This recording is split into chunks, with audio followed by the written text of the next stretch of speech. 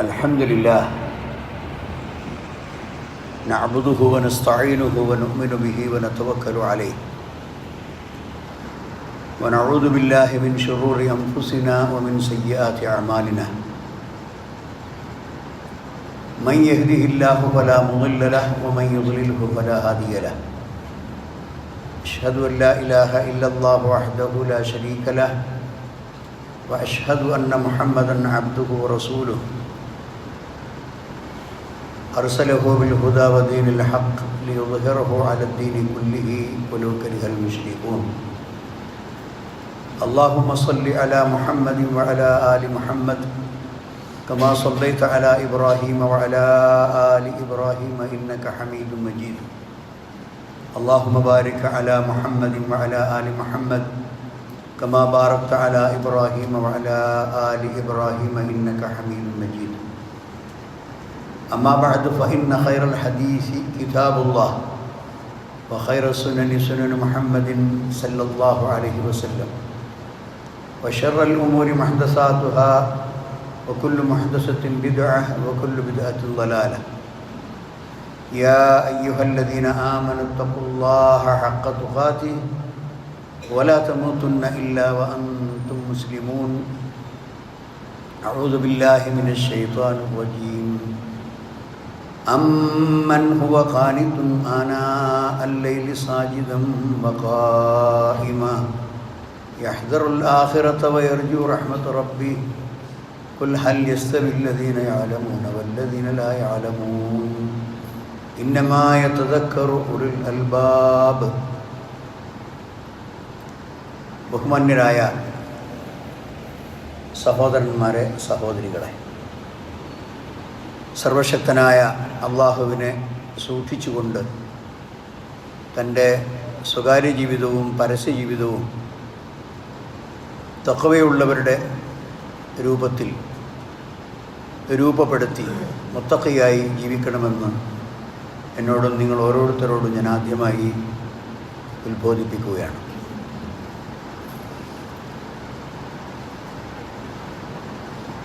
അൽ ഗനിയ്യു ഷാക്കിർ വൽ ഹയ്യു സാബിർ, നന്ദിയുള്ള ധനവാൻ,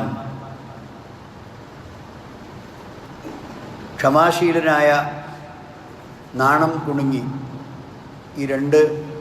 ഈ നാല് വിശേഷണങ്ങളും മഹാനായ മൂന്നാമത്തെ ഖലീഫ ഉസ്മാൻ ഇബ്നു അഫ്ഫാന് ചരിത്രം നൽകിയിട്ടുള്ളതാണ്. അദ്ദേഹം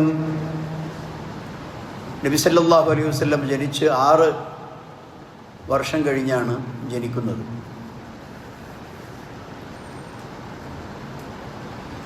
ഖുറൈശികൾക്കിടയിൽ ഏറ്റവും പ്രിയപ്പെട്ട, അവർക്ക് ഏറ്റവും ഇഷ്ടപ്പെട്ട, വളരെ സൽസ്വഭാവിയായി അറിയപ്പെട്ടിരുന്ന ഒരു മനുഷ്യനാണ് ഉസ്മാൻ ഇബ്നു അഫ്ഫാൻ. അദ്ദേഹം ആദ്യ കാലത്ത് തന്നെ ഇസ്ലാമിലേക്ക് കടന്നു വന്നതിന് കാരണം അബൂബക്കർ സിദ്ദീഖ് റളിയല്ലാഹു അൻഹുവാണ്. ഒരുപാട് ആളുകളെ അബൂബക്കർ സിദ്ദീഖ് ദഅവത്ത് നടത്തി ഇസ്ലാമിലേക്ക് കൊണ്ടുവന്നിട്ടുണ്ട്. അതിലൊരാളാണ് ഉസ്മാൻ ഇബ്നു അഫ്ഫാൻ. യാ ഉസ്മാൻ, അലേ ഉസ്മാൻ, എന്താണ് താങ്കളുടെ ജീവിതത്തിന് അർത്ഥമുള്ളത്? ഈ മിണ്ടാൻ വയ്യാത്ത, സംസാരിക്കാൻ കഴിയാത്ത, ഉപകാരവും ഉപദ്രവവും ചെയ്യാത്ത ഈ നിശ്ചല വിഗ്രഹങ്ങളെയാണോ താങ്കൾ ആരാധിക്കുന്നത്? ബുദ്ധിയുള്ള, വിവേകമുള്ള താങ്കൾ ചിന്തിച്ചു നോക്കിയിട്ടുണ്ടോ? പകരം എന്നെന്നും ജീവിച്ചിരിക്കുന്ന ഉണർവുള്ള ഈ ലോകത്തിൻ്റെ സൃഷ്ടാവായ അള്ളാഹുവിനെ അല്ലേ ആരാധിക്കേണ്ടത്? വളരെ കൂടുതലൊന്നും അബൂബക്കർ സിദ്ദീഖിന് പറയേണ്ട ആവശ്യം വന്നില്ല. ആദ്യത്തെ ക്ഷണത്തിൽ തന്നെ അദ്ദേഹത്തിന് കാര്യം പിടികിട്ടി. അങ്ങനെ അദ്ദേഹം അബൂബക്കറിൻ്റെ മുമ്പിൽ വെച്ച് തന്നെ അഷ്ഹദു അല്ലാ ഇലാഹ ഇല്ലല്ലാഹ് വ അഷ്ഹദു അന്ന മുഹമ്മദ് റസൂലുള്ളാഹി എന്ന ഷഹാദത്ത് ഉച്ചരിച്ചു. ആ ഉസ്മാൻ ഇബ്നു അഫ്ഫാൻ റളിയല്ലാഹു അൻഹു പിന്നീട് അങ്ങോട്ടുള്ള അദ്ദേഹത്തിൻ്റെ ചരിത്രം വളരെ പ്രസിദ്ധമാണ്. നബി സല്ലല്ലാഹു അലൈഹി വസല്ലം ഒരിക്കൽ ഒരു തോട്ടത്തിൽ കടന്ന് വിശ്രമിക്കുകയായിരുന്നു. അദ്ദേഹത്തിന് തോഴനായി അബൂ മൂസൽ അശ്ശരി കൂടെയുണ്ട്. കുറച്ച് കഴിഞ്ഞപ്പോൾ അബൂ മൂസൽ അശ്ശരിയോട് നബി സല്ലല്ലാഹു അലൈഹി വസല്ലം പറഞ്ഞു, കും ഫഫ്തഹ്. അതായത് അങ്ങനെ പറയാൻ കാരണം ഫഇദാ ബിൽ ബാബിൽ ബുസ്താനി യുത്റഖ്, ഇവർ വിശ്രമിച്ചുകൊണ്ടിരിക്കുന്ന തോട്ടത്തിൻ്റെ കവാടത്തിൽ ആരോ ഇങ്ങനെ മുട്ടുന്നത് കേട്ടു.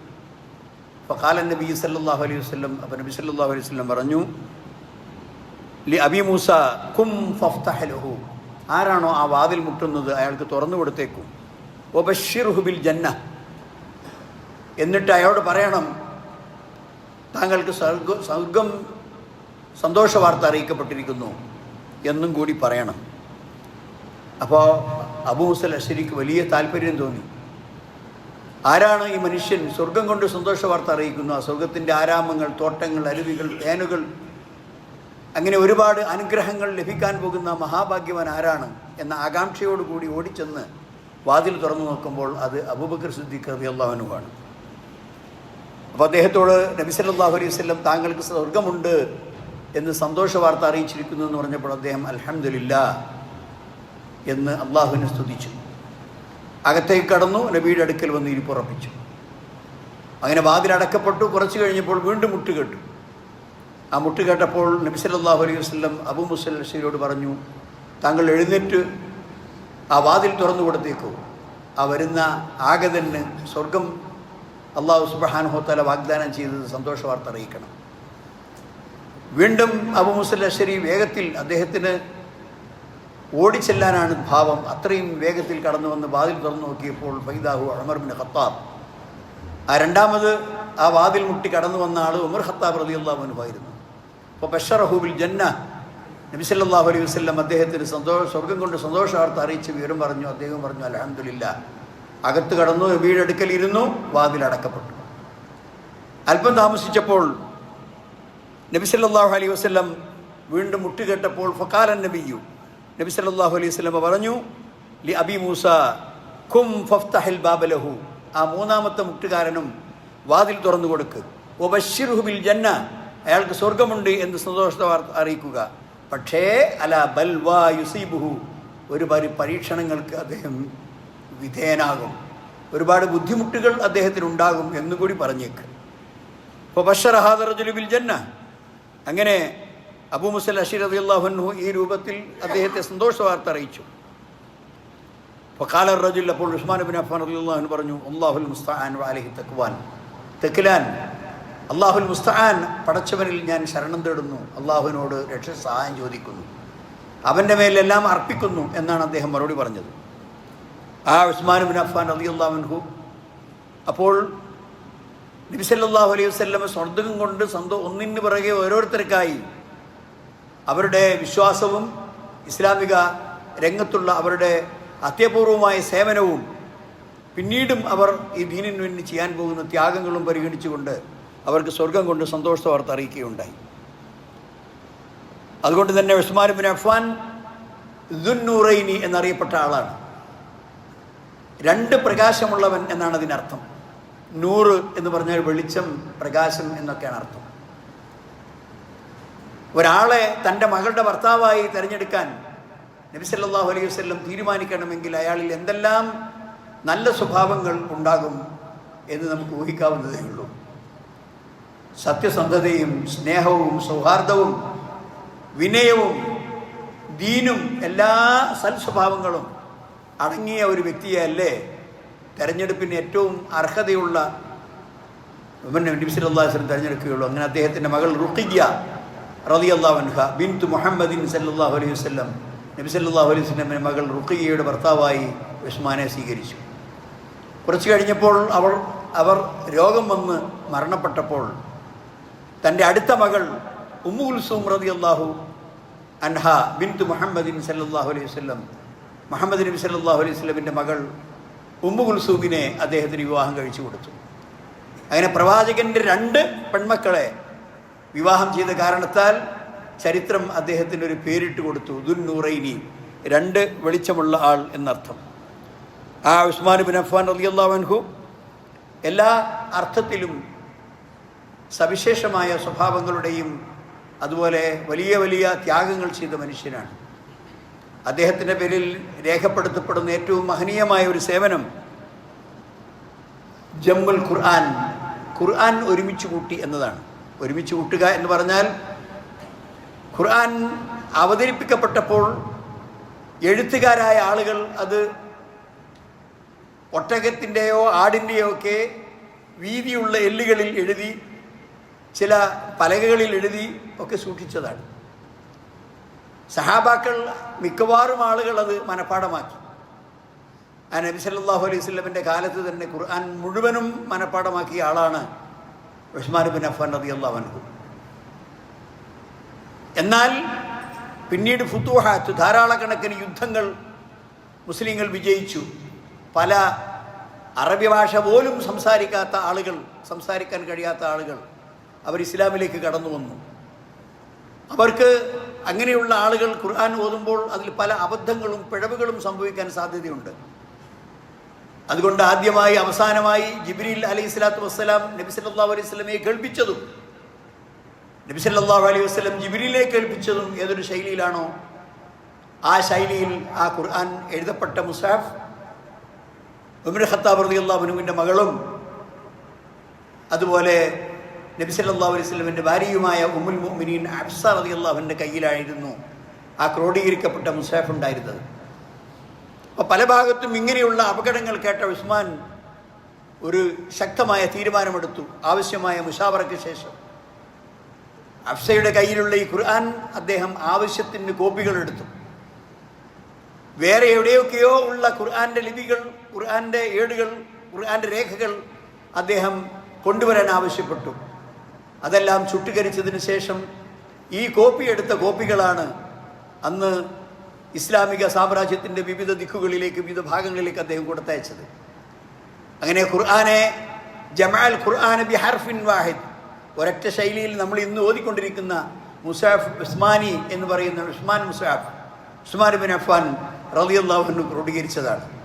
ആ വലിയ ഒരു സേവനം ഉസ്മാൻ ഇബ്നു അഫ്ഫാൻ റളിയല്ലാഹു അൻഹു ചെയ്തിട്ടുള്ള കാര്യമാണ് എന്ന് നമ്മൾ മനസ്സിലാക്കണം. അത്യുന്നതമായ സ്വഭാവങ്ങളുടെ ഉടമയാണ് ഉസ്മാൻ ഇബ്നു അഫ്ഫാൻ റളിയല്ലാഹു അൻഹു എന്ന് പറഞ്ഞല്ലോ. നബി സല്ലല്ലാഹു അലൈഹി വസല്ലം പറഞ്ഞു, ഖിയാറുക്കും ഫിൽ ജാഹിലിയ്യത്തി ഖിയാറുക്കും ഫിൽ ഇസ്ലാം. ജാഹിലിയ കാലത്ത് നല്ല മനുഷ്യന്മാർ ആരുണ്ടോ അവർ ഇസ്ലാമിൽ കടന്നു വന്നപ്പോൾ അതേ ഉത്തമ സ്വഭാവങ്ങൾ അവർ ജീവിതത്തിൽ പാലിക്കുന്നവരാണ്. അനാവശ്യങ്ങളിലൂടെ കടന്നു വന്ന ആളുകളല്ല. അക്കാലത്തും മനുഷ്യർക്കിടയിൽ നന്മ ചെയ്തുകൊണ്ടും നല്ല സ്വഭാവങ്ങളാൽ പെരുമാറിയും ജനങ്ങളുടെ പ്രശംസ പിടിച്ചു പറ്റിയ നല്ല ജനങ്ങൾ അവർ ഇസ്ലാം മതം സ്വീകരിച്ചപ്പോഴും അതേ സ്വഭാവങ്ങൾ തുടരുന്നവരാണ് എന്ന് നബി സല്ലല്ലാഹു അലൈഹി വസല്ലം അവിടെ എടുത്തു പറയുകയുണ്ടായി. ഇദ്ദേഹത്തിന് പരീക്ഷണ നാളുകളിൽ ഒരുപാട് ആക്ഷേപങ്ങൾക്ക് വിധേയനായി അദ്ദേഹത്തെ കുറ്റം പറയാൻ ഒരുപാട് ആളുകളുണ്ടായപ്പോൾ, അതായത് സഹാബത്തോ അല്ലെങ്കിൽ അവിടെ കൂടെയുള്ള ആളുകളോ അല്ല, പകരം പല ഭാഗങ്ങളിൽ നിന്നും ഇസ്ലാമിലേക്ക് കടന്നു വന്ന എന്നാൽ വേണ്ടത്ര ഇസ്ലാം ഹൃദയത്തിലേക്ക് കടന്നു പോയിട്ടില്ലാത്ത കുഴപ്പങ്ങളിലൂടെ ജീവിച്ചു ചെന്ന ചില ആളുകൾ ചില പരാതികൾ അദ്ദേഹത്തെക്കുറിച്ച് പറഞ്ഞപ്പോൾ ആ ഉസ്മാൻ ഇബ്നു അഫ്ഫാനെ കുറിച്ച് അബ്ദുല്ലാഹി ഇബ്നു ഉമർ റളിയല്ലാഹു അൻഹു പറയാണ്, എന്താണ്? ഖാല അബ്ദുല്ലാഹി ഇബ്നു ഉമർ ഖദ് ആബു അലാ ഉസ്മാൻ അഷിയാ ലൗ ഫഅലഹ ഉമറു മാ ആബുഹു അലൈഹി. ഉമർ ഖത്താബ് റളിയല്ലാഹു അൻഹു ആയിരുന്നു ഇപ്പോൾ ഉസ്മാനെതിരെ അവർ ആക്ഷേപിക്കുന്ന കാര്യങ്ങൾ ചെയ്തിരുന്നെങ്കിൽ അവർ മിണ്ടുകയില്ല, അതിലൊരു തെറ്റും പറയാൻ നിവൃത്തിയില്ല. പക്ഷേ അദ്ദേഹം ചെയ്യുന്ന ന്യായമായ കാരണങ്ങൾ കൂടി കുറവുകൾ കണ്ടെത്തി തെറ്റായി പ്രചരിപ്പിക്കുകയാണ് എന്ന് അബ്ദുല്ലാഹി ഇബ്നു ഉമർ റളിയല്ലാഹു അൻഹു അദ്ദേഹത്തെക്കുറിച്ച് പറയുകയുണ്ടായി. മാത്രമല്ല നബി സല്ലല്ലാഹു അലൈഹി വസല്ലമിൻ്റെ അടുക്കൽ നിന്ന് നേരിട്ട് കേട്ട് ഖുർആൻ പഠിക്കുകയും അത് മനഃപ്പാഠമാക്കുകയും ചെയ്ത ഉസ്മാൻ ഇബ്നു അഫ്ഫാൻ റളിയല്ലാഹു അൻഹു അപൂർവം ചില ഇങ്ങനെ ചെയ്തിട്ടുള്ള സഹാബാക്കളിൽ ഒരാളാണ്. മാത്രമല്ല ആ ഉസ്മാൻ ഇബ്നു അഫ്ഫാൻ റളിയല്ലാഹു അൻഹു പറഞ്ഞു, ലൗ തഹറത്ത് ഖുലൂബുക്കും മാ ശബിഅത് മിൻ കലാമില്ലാഹി അസ്സ വജല്ല. നിങ്ങളുടെ ഹൃദയം ശുദ്ധമാണെങ്കിൽ, നിങ്ങളുടെ ഹൃദയം പവിത്രമാണെങ്കിൽ നിങ്ങൾക്കൊരിക്കലും ഖുർആൻ ഓതിയാൽ മതിയാവില്ല. സഹോദരന്മാരെ, എത്ര പേരുണ്ട് ആ കൊതിയോടുകൂടി, ആ ആഗ്രഹത്തോടുകൂടി വിശുദ്ധ ഖുർആൻ പാരായണം ചെയ്യുന്നത്? ഹൃദയത്തിൻ്റെ ശുദ്ധി നിങ്ങൾക്കുണ്ടെങ്കിൽ നിങ്ങൾക്കൊരിക്കലും ഖുർആൻ പാരായണത്തിൽ മടുപ്പ് അനുഭവപ്പെടുകയില്ല എന്ന് അദ്ദേഹം ഒരിക്കൽ പറയുകയുണ്ടായി. എന്ന് മാത്രമല്ല, അദ്ദേഹം പറഞ്ഞ വാക്ക് ഇന്നി ലഅക്റഹു അൻ യഅതിയ അലയ്യ യൗമുൻ ലാ അൻദുറു ഫിൽ മുസ്ഹഫി. മുസ്ഹഫിൽ ഞാൻ നോക്കാത്ത ഒരു ദിവസം എനിക്ക് കടന്നു പോകുന്നത് എനിക്ക് ഇഷ്ടമേ അല്ല, ഞാൻ വെറുക്കുന്നു. ആഴ്ചകളായി മുസ്ഹഫ് തൊടാത്ത എത്ര ആളുകളുണ്ട് നമ്മുടെ കൂട്ടത്തിൽ? മുസ്ഹഫ് തൊട്ടു നോക്കാത്ത, മുസ്ഹഫ് കയ്യിൽ പിടിക്കാത്ത, മുസ്ഹഫ് എടുത്ത് ഓതാത്ത എത്ര ആളുകൾ, ദിവസങ്ങൾ, മണിക്കൂറുകൾ, ദിവസങ്ങൾ, ആഴ്ചകൾ കടന്നുപോയ ആളുകളുണ്ടാവും. സഹോദരന്മാരെ, പാടില്ല. ഒരു മുസ്ഹഫ് നമുക്കായിട്ടുണ്ടാകണം. അത് ഓതണം. രാവിലെയും വൈകുന്നേരവും രാത്രിയും ഉറങ്ങുന്നതിന് മുമ്പൊക്കെ ഖുർആൻ പാരായണം ചെയ്യണം. കാരണം അഫ്ളു ദിക്ർ, അള്ളാഹുവിൻ്റെ ദിക്റുകളിൽ ഏറ്റവും അഫ്ളലായ ദിക്ർ വിശുദ്ധ ഖുർആനാണ്. അപ്പോൾ എന്താണ് ഉസ്മാൻ ബിൻ അഫ്ഫാൻ പറയുന്നത്? മുസ്ഹഫിലേക്ക് നോക്കാത്ത ഒരു ദിവസം എനിക്ക് വളരെ വെറുപ്പാണ് എന്ന് അദ്ദേഹം നമ്മളെ ഓർമ്മപ്പെടുത്തുകയാണ്. മാത്രമല്ല, അദ്ദേഹത്തിൻ്റെ ഭാര്യ പറയുകയാണ്, അദ്ദേഹം കൊല്ലപ്പെടുന്ന അന്ന് രാത്രി അദ്ദേഹം ഖിയാമുൽ ലൈൽ നമസ്കരിച്ചു. എന്നിട്ട് അദ്ദേഹം ഫഖാമ ബിൽ ഖുർആനി കാമിലൻ ഫീ ലൈലത്തിൻ വാഹിദ, ഒരൊറ്റ രാത്രി കൊണ്ട് ആ ദിവസം മുഴുവനും, ആ രാത്രിയിൽ ഖുർആൻ മുഴുവൻ മനഃപ്പാഠമായി അദ്ദേഹം നിന്ന് നമസ്കരിച്ചു. ഈ റകഅത്തിൻ വാഹിദ, ഒരൊറ്റ റകഅത്തിൽ എന്ന് നമ്മൾ മനസ്സിലാക്കണം. സഹോദരന്മാരെ, ഖുർആൻ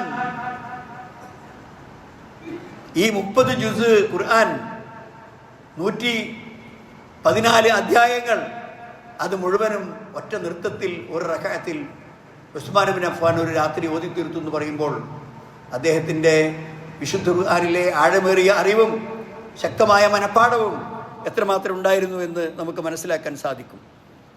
അതുകൊണ്ട് അബ്ദുല്ലാഹി ബിൻ ഉമർ റളിയല്ലാഹു അൻഹു പറഞ്ഞു, ഇദ്ദേഹത്തെക്കുറിച്ചാണോ ഈ ആയത്ത് ഓതിയത്? ഞാൻ അതാ മനസ്സിലാക്കുന്നത്. അല്ലാഹു സുബ്ഹാനഹു വ തആല വിശുദ്ധ ഖുർആനിൽ ഒരു ആയത്തിറക്കിയല്ലോ, സൂറത്തു സുമറിൽ. എന്താണത്? അമ്മൻ ഹുവ ഖാനിത്തുൻ അനാ അൽ-ലൈലി സാജിദൻ വ ഖായിമ യഹ്ദറുൽ ആഖിറത വയർജു റഹ്മത റബ്ബി ഖുൽ ഹൽ യസ്തവിൽ ലദീന യഅലമൂന വല്ലദീന ലാ യഅലമൂൻ ഇന്നമാ യതദക്കറു ഉലുൽ അൽബാബ്. അമ്മൻ ഹുവ ഖാനിത്തുൻ അനാ അൽ-ലൈലി സാജിദൻ വ ഖായിമ, ഭക്തിയോടുകൂടി, അള്ളാഹുവിനെ കുറിച്ച് പേടിയോടുകൂടി, ആനാ അൽ-ലൈലി, രാത്രിയുടെ യാമങ്ങളിൽ അയാൾ കഴിച്ചു കൂട്ടുന്നു. അമ്മൻ ഹുവ ഖാനിത്തുൻ ആനാ അൽ-ലൈലി സാജിദൻ, സുജൂദ് ചെയ്തുകൊണ്ട്, ഖായിമൻ, നിന്ന് നമസ്കരിച്ചുകൊണ്ടും, യഹ്ദറുൽ ആഖിറ, മരണാനന്തര ശിക്ഷയെ അയാൾ ഭയപ്പെടുന്നു, വയർജു റഹ്മത റബ്ബിഹി, തൻ്റെ രക്ഷിതാവിൻ്റെ റഹ്മത്തിനെ അയാൾ ആഗ്രഹിക്കുന്നു.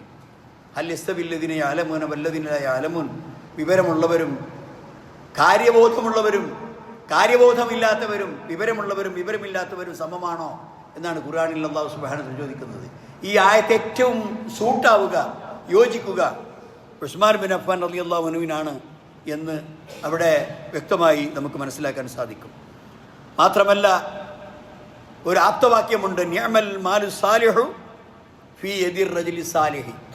ധനം, പണം ഒരു നല്ല മനുഷ്യൻ്റെ കയ്യിലുണ്ടെങ്കിൽ, ഒരു നല്ല മനുഷ്യൻ്റെ കയ്യിൽ ഹലാലായ നല്ല ധനമുണ്ടെങ്കിൽ അത് എത്രമാത്രം ആളുകൾക്ക് ഉപകാരപ്പെടുന്ന നല്ല ധനമായിരിക്കും. നിഅമൽ മാലു സാലിഹ്, എത്ര നല്ല ധനം ഫി യദി സാലിഹ്, നല്ല മനുഷ്യൻ്റെ കയ്യിൽ. ഇതിന് ഏറ്റവും യോജിക്കുന്ന ആളാണ് ആര്? ഉസ്മാൻ ബിൻ അഫ്ഫാൻ റളിയല്ലാഹു അൻഹു. സഹോദരന്മാരെ, ബിർ റൂമ മദീനയിൽ നല്ല ചൂടുള്ള സ്ഥലമാണ്. അവിടെ ഒരു ശുദ്ധജലം എവിടെയും കിട്ടാനില്ല. ആകെ കൂടി ഒരു ശുദ്ധമായ ജലം കുടിക്കുന്ന ഒരു കിണറുള്ളത് ഒരു യഹൂദൻ്റെ കയ്യിലാണ്. ആ ജൂതനാണെങ്കിൽ അത് വിലക്കാണ് വിൽക്കുന്നത്. ഒരു നിലക്കും അയാൾ ഫ്രീ ആയിട്ട് കൊടുക്കില്ല. മദീനക്കാർക്കൊക്കെ വലിയ വിഷമമായിരുന്നു. അങ്ങനെ പ്രവാചകൻ അത് മനസ്സിലാക്കി. എന്നിട്ട് പറഞ്ഞു, ആ മൻ യശ്തരി ബുഖഅത ഫുലാനിൻ, അല്ല, നബി സല്ലല്ലാഹു അലൈഹി വസല്ലം പറഞ്ഞു, മൻ യശ്തരി ബിർ റൂമ, ആ ബിർ റൂമ വിലക്ക് വാങ്ങുന്നവൻ ആരുണ്ട് എന്ന് പറഞ്ഞപ്പോൾ അതിന് അനയാ റസൂലല്ലാഹ്, ഞാനതിന് തയ്യാറാണ് എന്ന് പറഞ്ഞു.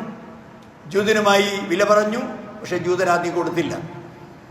തരില്ലെന്ന് പറഞ്ഞു. കാരണം അയാൾക്ക് നല്ല ലാഭം കിട്ടുന്ന ഒരു സ്വത്താണിത്. വേറെ വെള്ളമൊന്നും ആളുകൾക്ക് കുടിക്കാനില്ല, നല്ല വെള്ളം.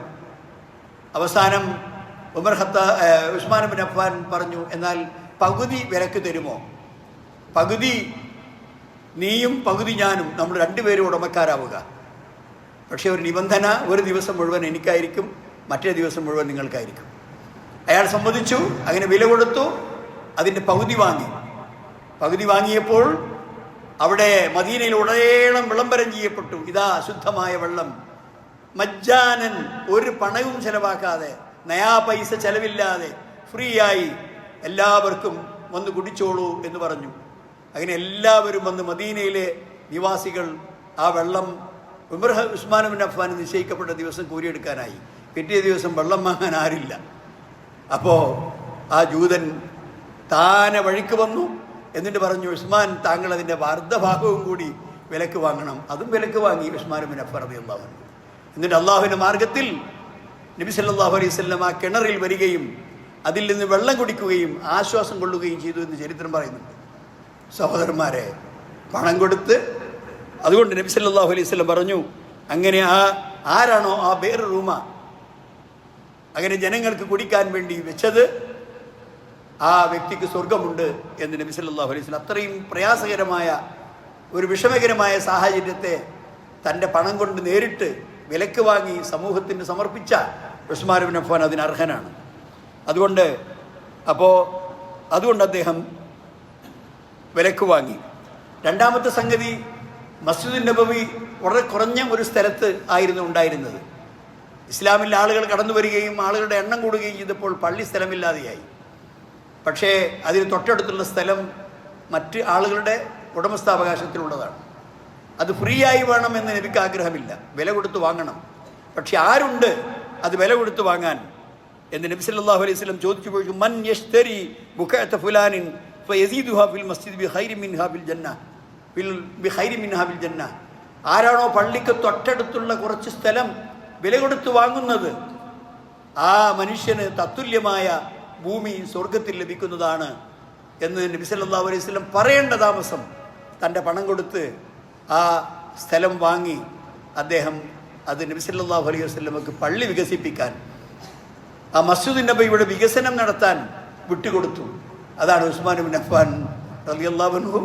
അല്ലാഹു സുബ്ഹാനഹു വ തആല അദ്ദേഹത്തോടൊപ്പം നമ്മളെയും അദ്ദേഹത്തെ അള്ളാഹു സ്വർഗത്തിൽ ഒരുമിച്ച് കൂട്ടുമ്പോൾ അദ്ദേഹത്തോടൊപ്പം സ്വർഗത്തിൽ ഒരുമിച്ച് കൂട്ടപ്പെടുന്ന സജ്ജനങ്ങളിൽ അള്ളാഹു നമ്മളെയും ഉൾപ്പെടുത്തുമാറാകട്ടെ. അഖൂലു ഖൗലി ഹാദാ വ അസ്തഗ്ഫിറുല്ലാഹ ലി വലക്കും വസ്തഗ്ഫിറൂഹു ഇന്നഹു ഗഫൂറുർ റഹീം.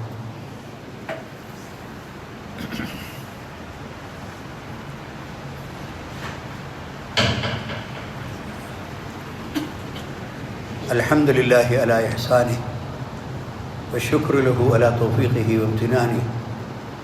അഷ്ഹദു അൻ ലാ ഇലാഹ ഇല്ലല്ലാഹു വഹ്ദഹു ലാ ശരീക ലഹു തഅളീമൻ ലിശഅനിഹി വഅഷ്ഹദു അന്ന മുഹമ്മദൻ അബ്ദുല്ലാഹി വറസൂലുഹു ദാഇ ഇലാ റിദ്വാനിഹി വഅലാ ആലിഹി വസ്ഹബിഹി വഇഖ്വാനിഹി. സഹോദരന്മാരെ, ഒന്നുകൂടി അള്ളാഹുവിനെ സൂക്ഷിക്കണമെന്ന് എന്നോടും നിങ്ങളോടും ഞാൻ ഉണർത്തുകയാണ്. നബി സല്ലല്ലാഹു അലൈഹി വസല്ലം തബൂക്ക് യുദ്ധം അഥവാ ഹിജ്റ 9-ാമത്തെ വർഷം ജനങ്ങളെല്ലാം വളരെ ദാരിദ്ര്യത്തിലാണ്. അവരുടെ കാർഷിക വിളവുകളൊന്നും മൂപ്പ് എത്തുന്നതേയുള്ളൂ, പറിക്കാനായിട്ടില്ല. അങ്ങനെ ജനങ്ങൾ നല്ല ഞെരുക്കത്തിലായൊരു സമയത്താണ് വളരെ ദൂരെയുള്ള തബൂക്കിലേക്ക് ഒരു യുദ്ധത്തിന് പോകാൻ നബി സല്ലല്ലാഹു അലൈഹി വസല്ലം ആഹ്വാനം നൽകുന്നത്.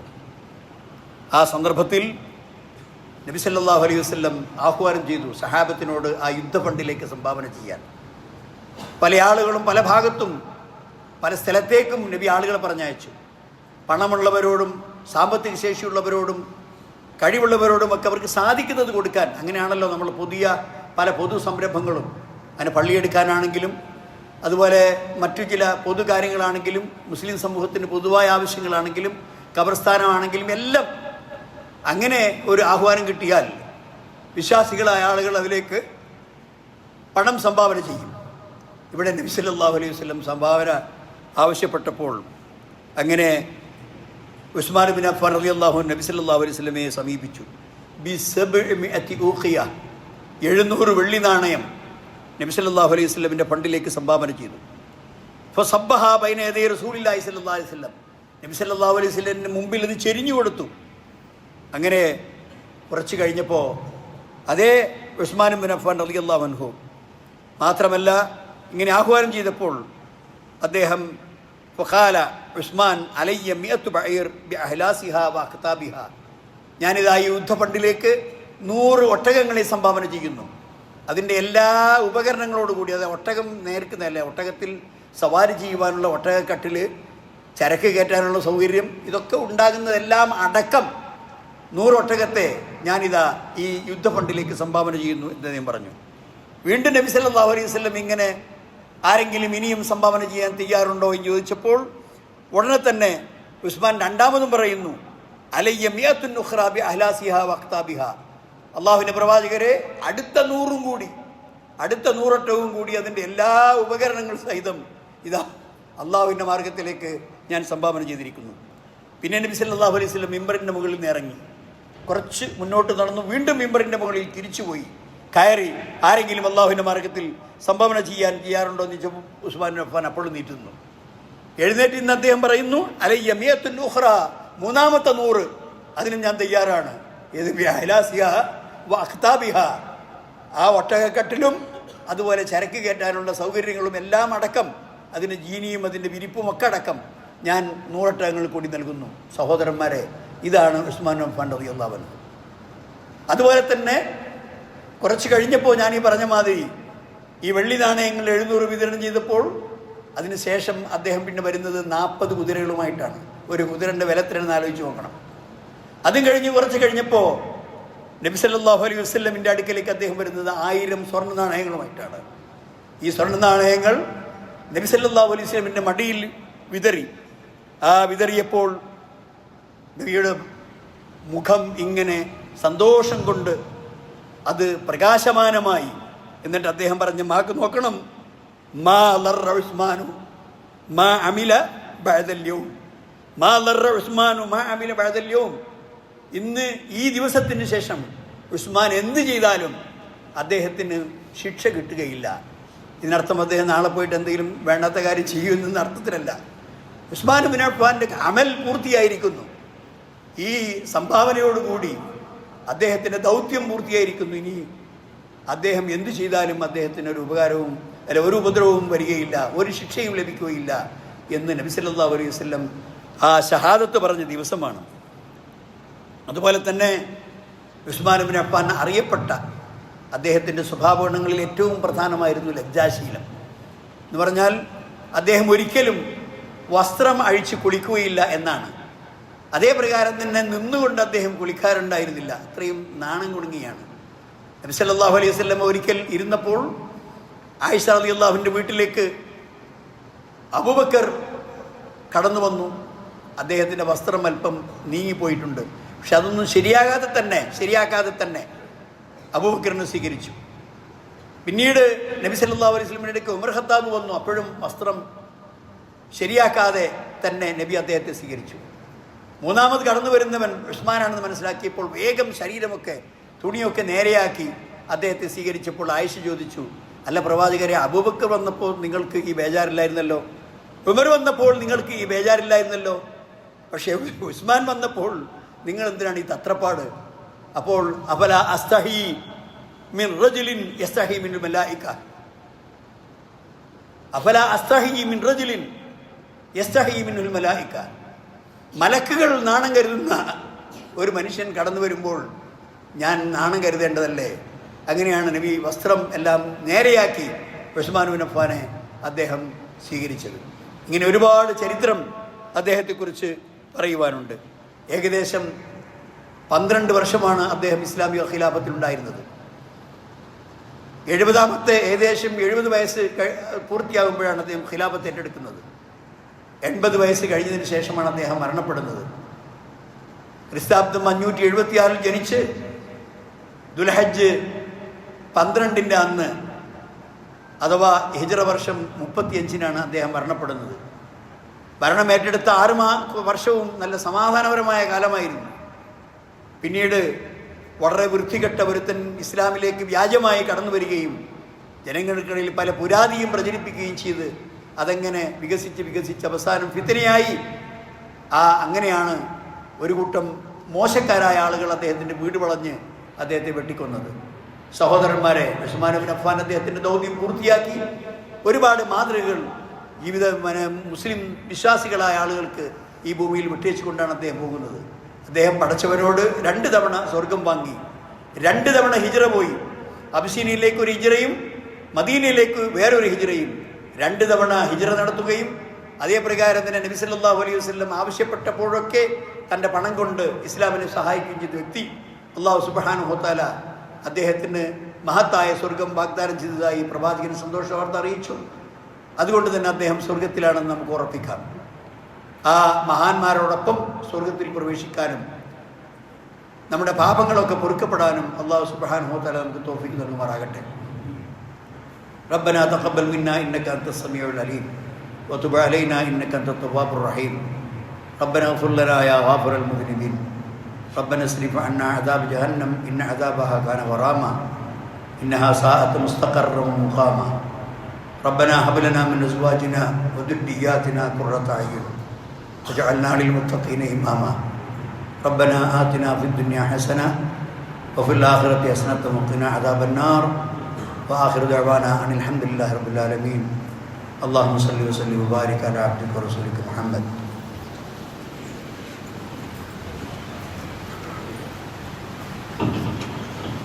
الله أكبر.